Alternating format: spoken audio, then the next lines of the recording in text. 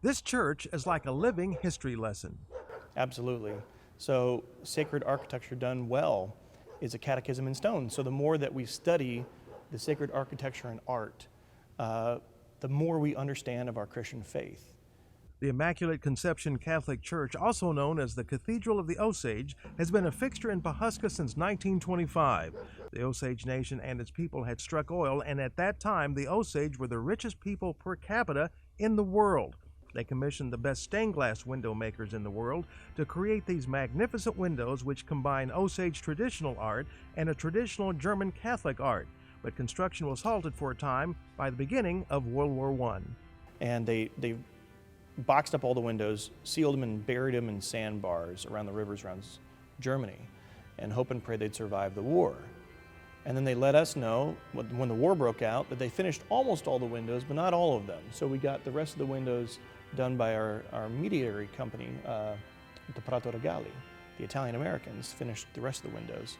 And then when the war ended, they dug them up. And thanks be to God, they were preserved. They were able to put them on trains and boats and trains, and they finally got them here.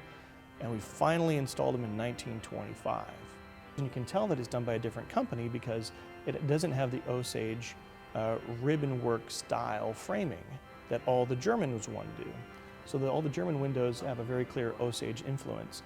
And the Italian ones, because it was kind of our plan B, just look like kind of traditional Catholic stained glass windows with a white marble frame. There are 22 stained glass windows altogether, the majority of which are in chronological order, starting with the birth of the Lord in Bethlehem.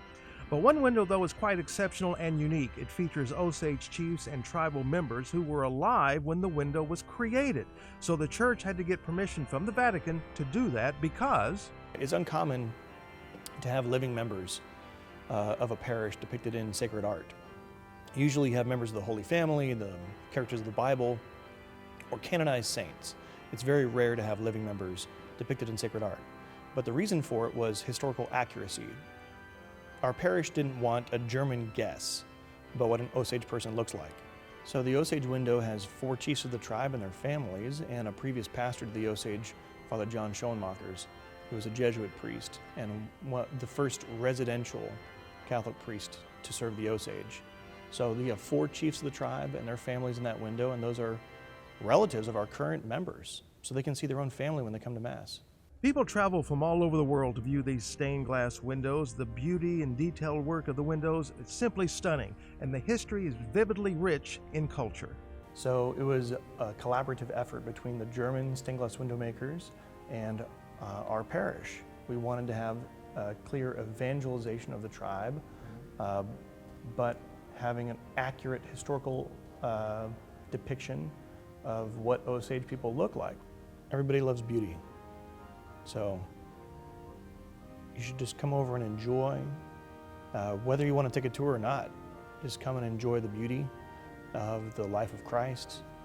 Take some time to pray if you so desire. The beautiful windows here tell an amazing story. And remember, this was a project a world war could not stop, nor Vatican rules hinder.